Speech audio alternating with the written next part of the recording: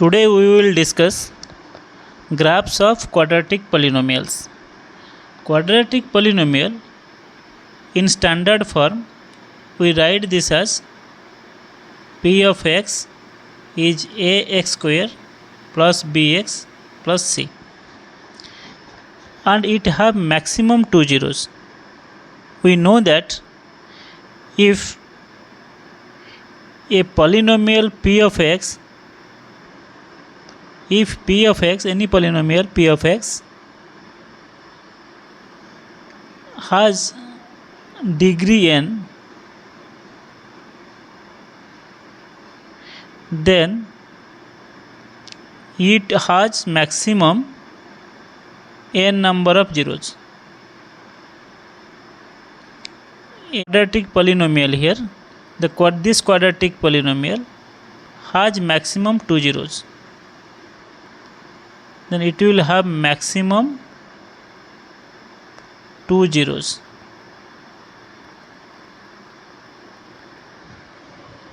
And here if you will see, first we will consider when the quadratic polynomial has no zeros. When we are talking about maximum two zeros, it means it may have two zeros, it may have one zero, or it may have no zeros. Now for this polynomial p1x, this graph is opening up, it is opening upward. So here the coefficient of x square, coefficient of x square is greater than 0. A is the coefficient of x square. Similarly in this case it is opening downward. Here the coefficient of x square is less than 0. And second thing is it is not cutting x axis or intersecting the x axis. The number of intersections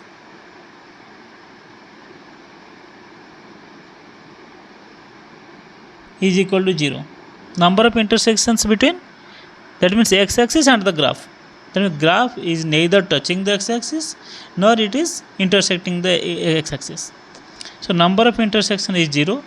So there will be no zeros of this polynomial p of x. Next is polynomials having one zeros, having one zero.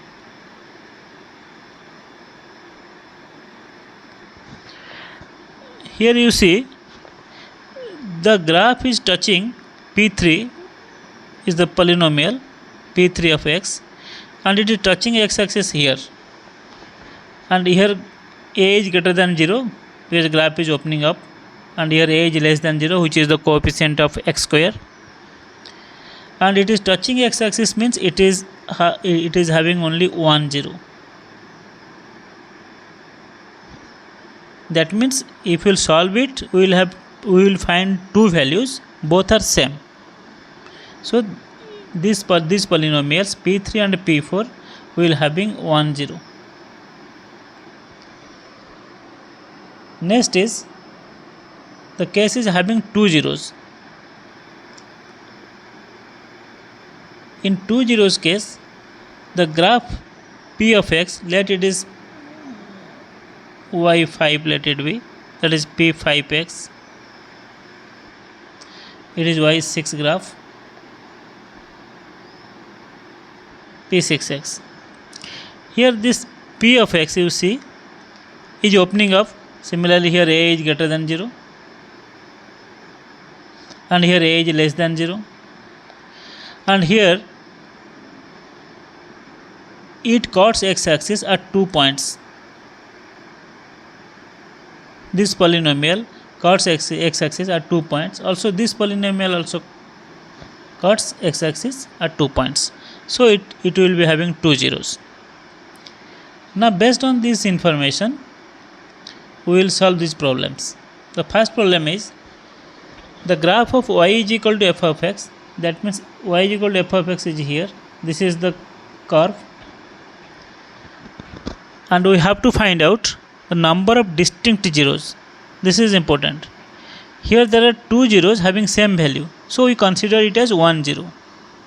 Here there is 1 0, and here this graph, here the graph cuts x-axis, that is another 0. This is the second 0. That means there are two zeros. If you will find, there will be two zeros for this graph f y of x. Y is equal to f of x. Y is equal to f of x is having two zeros. Next is, consider this question.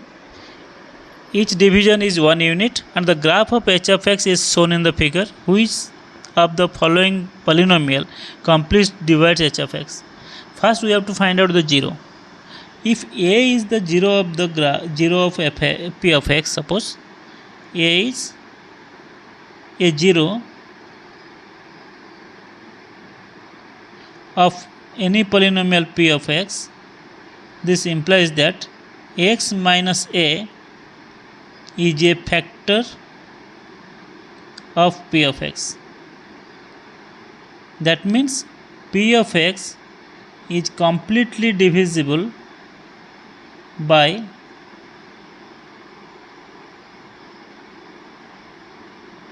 x minus a. Here if you will see, the 0 is at minus 4. That means the graph cuts x-axis at x is equal to minus 4. That means 0 is at minus 4. Minus 4 is a 0 of the polynomial h of x. This h of x has 0 at x is equal to minus 4. This implies that x minus 4 is a factor of h of x. Is a factor of h of x. That means h of x will be completely divisible, not x minus 4, that is x plus 4, x minus of minus 4, that is, if 0 is at minus 4, if a is the 0 of polynomial p of x, then x minus a meaning x of minus of minus, x of minus 4, that is plus 4, x of minus 4, that is equal to x plus 4, which is a factor of h of x. Which is option B, option 2. Next is, in the given graph, number of zeros.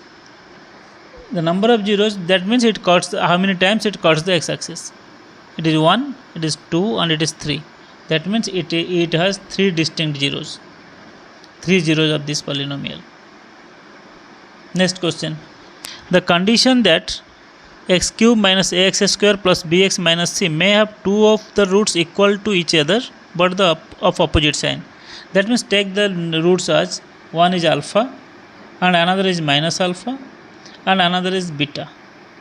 If we take 3 zeros, then we can write the polynomial p of x as x minus alpha into x minus of minus alpha, that is x plus alpha, into x minus beta, because all these are factors. X minus alpha is a factor, x plus 5 alpha is also a factor, and x minus beta is also a factor of p of x. So we can write this as x square minus alpha x plus alpha x minus alpha square into alpha minus beta. Actually x minus alpha into x plus alpha is x square minus alpha square. So this is equal to x square minus alpha square into x minus beta. If you multiply this, we will get x cube minus alpha square x minus beta x square plus alpha square beta. Now we can write this as x cube in the descending order of the power of x minus beta x square minus alpha square x plus alpha square beta. Now here you see, if you compare this with the equation, with this equation x cube minus ax square plus bx minus c equal to 0, then we will get beta is equal to a, alpha square is equal to minus b, and alpha square beta is equal to minus c. So we can write this as, if these two equations you see, if you multiply these two equations, that is right hand side will be alpha square beta is equal to minus ab, but alpha square beta is given as minus c. So this will be equal to ab is equal to c. This is the first one. ab is equal to c. ab is equal to c. This will be satisfied. Next is graph of p of x given in the figure. The number of zeros here only two number of zeros, because it is cutting x axis at these 2 points, so it will have two number of zeros.